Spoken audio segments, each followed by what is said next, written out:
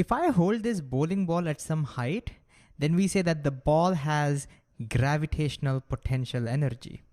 And the reason we say that is because if I let go of that bowling ball, then gravity can do work on that ball. Now the question we want to try and answer in this video is exactly how much potential energy does this ball have? Meaning if I know the mass of this ball, let's say it's m, and I know exactly how high it is, what is the potential energy? That's what we want to try and figure out. All right, so how do we do this? I think we can do that if we understand exactly the meaning of this word. So what is the meaning of the word energy? Energy is the capacity to do work. It's a number which tells how much work you can do. So what will be gravitational potential energy? It is the capacity of gravity to do work. How much work gravity can do. So over here, if gravity can do, let's say 100 joules of work in moving that ball down, then we will say gravitational potential energy is 100 joules. If gravity can do only 2 joules of work, then we will say its potential energy is only 2 joules.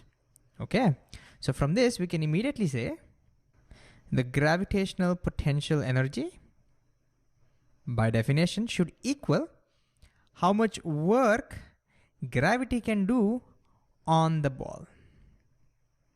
Gravity can do on the ball. Now before we begin, you may be wondering, why is it called potential? What is this meaning of potential? Well, in short, what it means is if I were to let go of this ball, then gravity will start pulling on it and that ball gains kinetic energy, right? It starts moving. So it's basically saying that the ball has the potential to gain kinetic energy. That's basic idea behind this. And of course, we have talked a lot about potential energies and kinetic energies in a previous video called energy. All right. So if you need more clarity on that, great idea to go back and watch that video. Okay, so let's calculate the work done on the ball. How do I calculate work? Well, in physics, work done is force acting on an object multiplied by the displacement of that object. So that means all we have to do is calculate how much force is acting on this ball multiplied by how much displacement this ball gets. All right, so how much force is acting on this ball? Which force are we talking about? Well, since we are dealing with gravity, we are talking about the gravitational force. And we have seen before, the force of gravity on any object is just mass times the gravitational acceleration, mg.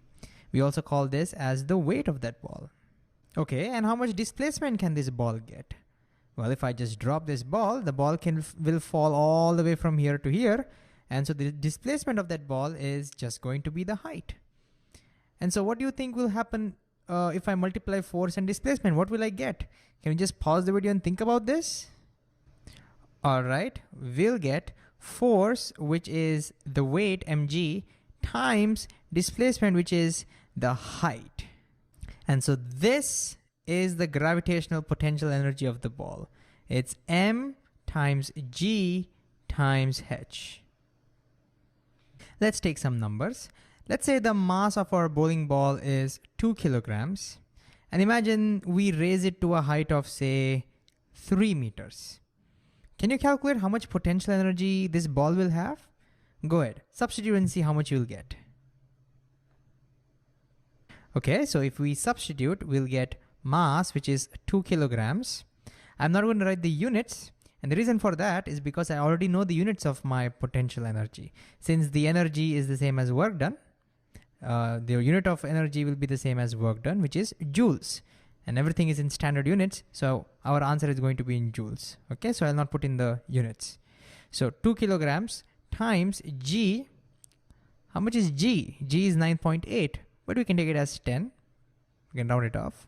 Times the height, which is 3 meters.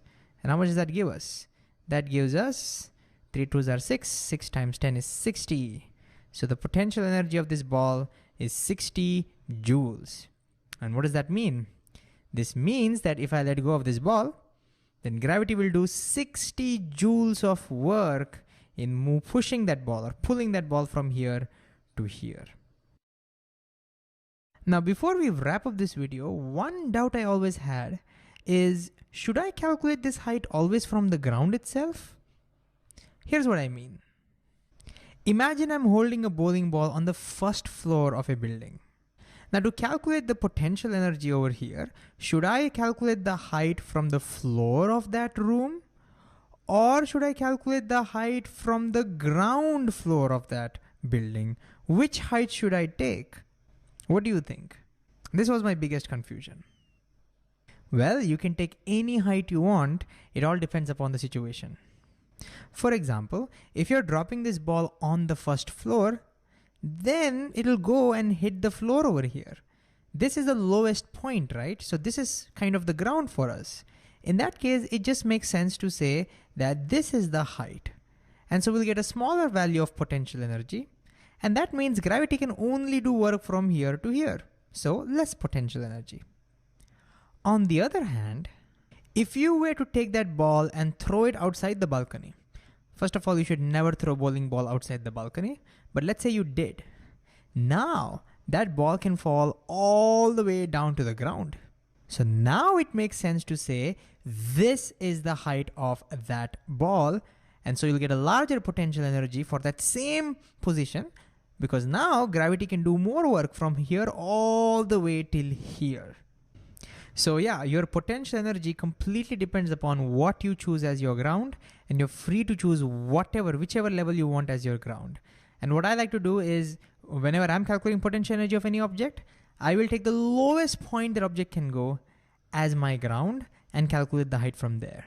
So if I'm dropping the ball on the first floor itself, then to calculate the potential energy of the ball over here, I would just take this as the height. And just to give you another example, let's say we're dealing with a pendulum. Imagine that bob is attached to a string and we can make it swing.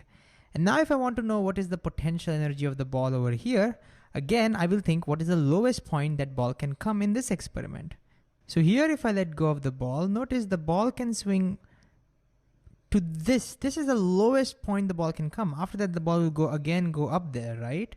So in this case, it'll just make sense to say this as our ground level and this as the height to calculate the potential energy of the ball at this point. So to summarize, what did we learn in this video? We learned how to calculate the potential energy of any body due to gravity. And how do we do that? Well, we calculate how much work gravity can do. And just like any work, we multiply force into displacement. The force over here is the force of gravity, and the displacement will just be the height, giving us mgh. Which means if you ever forget this equation, no problem. If you just go back to the basics of work done, you can always derive it in one step. And if you ever get confused about from where should you calculate that height, where is your ground in general, and you are free to choose whichever level as you want as your ground. And what I like to do is that in any experiment, I ask myself, what is the lowest point that object can reach in that experiment, and then call that as my ground and calculate the height from there to calculate potential energy.